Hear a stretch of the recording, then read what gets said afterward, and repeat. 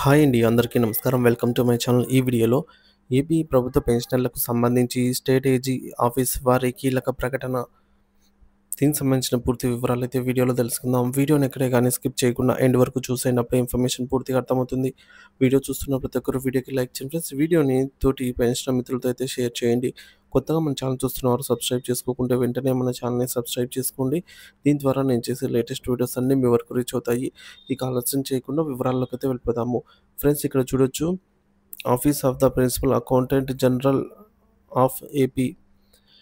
So matter ఏంటంటే, family pension to Shrimati G Sarojini, widow, daughter of late T Ramaiah regarding your అని చెప్పేసి ఉందన్నమాట. So I am to invite your attention to the reference cited where in the family pension proposals forwarded in the respective of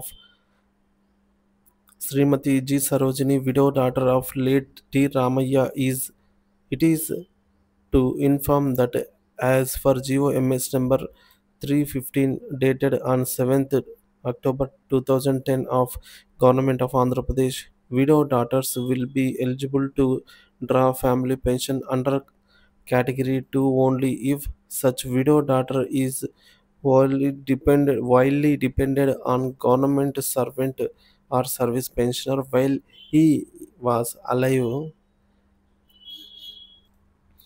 and the spouse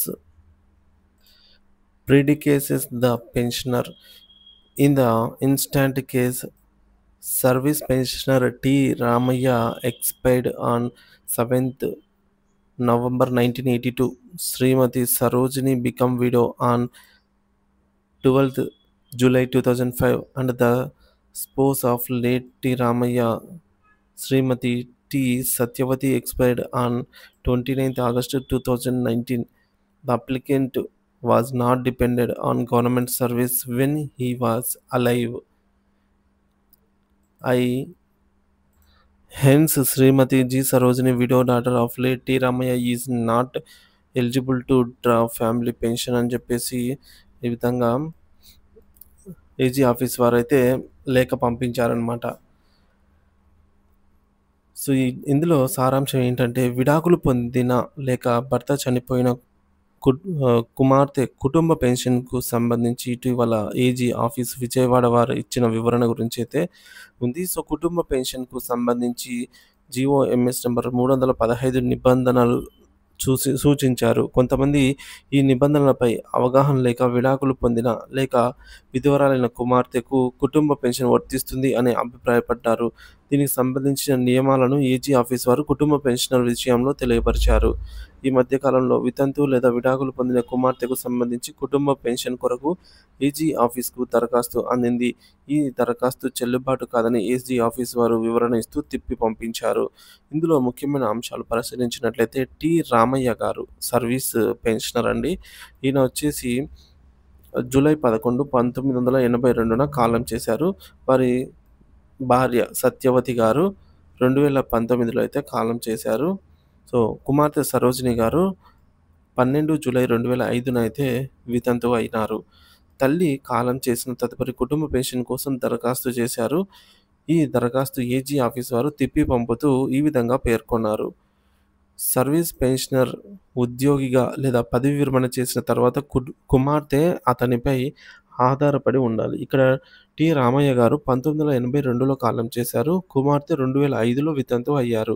తల్లి కుటుంబ పెన్షనర్గా 2019లో కాలం చేశారు.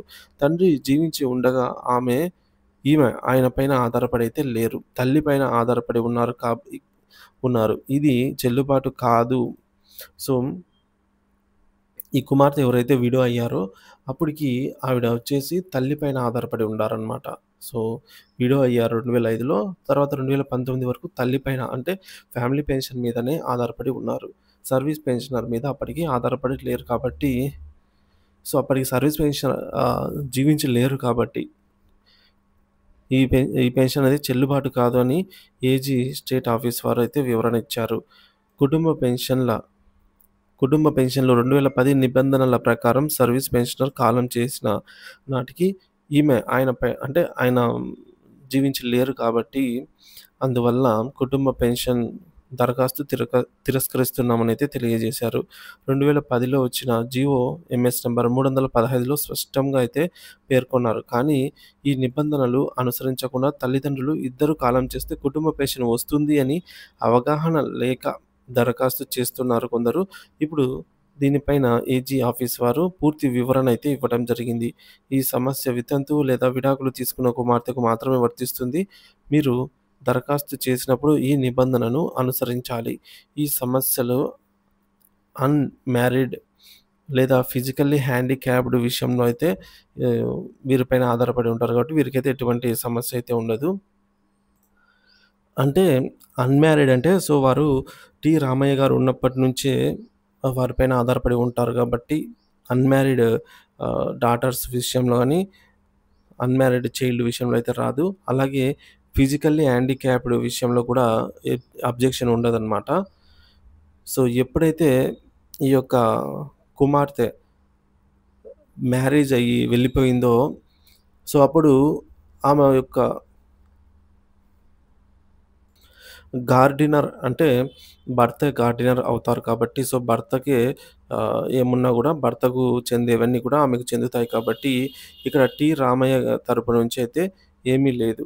తర్వాత ఆవిడ widow అయిన తర్వాత రిటర్న్‌లో వచ్చేసరికి భార్య సత్యవతి గారైతే వారి మీదే ఆధారపడినారు. ఎందుకంటే అప్పటికి తండ్రి ఎక్స్‌పైరీ అయిపోయారు కాబట్టి.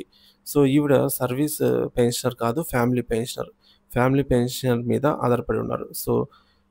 మ్యారేజ్ అయ్యి వెళ్ళిపోయినప్పుడు తర్వాత ఈ యొక్క సర్వీస్ పెన్షన్ మీద ఆవిడ ఆధారపడి లేరు కాబట్టి, మ్యారేజ్ అయినప్పుడు ఇక గార్డినర్ మారిపోతారనమాట. భర్తే గార్డినర్ అయిపోతారు కాబట్టి వన్స్ కంప్లీట్ అయిపోయిన తర్వాత ఈయన సర్వీస్ పెన్షనర్ మరణించారు కాబట్టి, ఆవిడ తల్లి దగ్గర ఉంటూ ఉంది.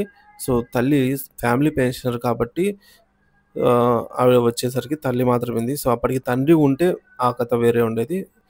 కాబట్టి ఈ విధంగా అయితే వారు వివరణ ఇచ్చి తిప్పి పంపించారనమాట.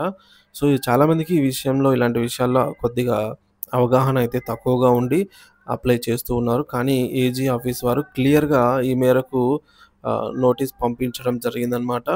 దీన్ని బట్టి ఇక నుంచి పెన్షన్ అప్లై చేసే ముందు ఎలిజిబిలిటీని 1కి 2 సార్లు చెక్ చేసుకొని అప్లై చేసుకోవడము మంచిదనమాట. ఈ యొక్క సమస్య పెళ్లయిపోయి వెళ్ళిపోయిన వారికి మాత్రమే, అన్‌మ్యారీడ్ వాళ్ళకి అంటే ఇంకా మ్యారేజ్ కాని వారికి, పిల్లలకి లేదా ఫిజికల్లీ హ్యాండిక్యాప్డ్ వారికైతే ఈ సమస్య రాదు. వారికి పెన్షన్ అనేది మంజూరు చేస్తారనేది దీని సారాంశం.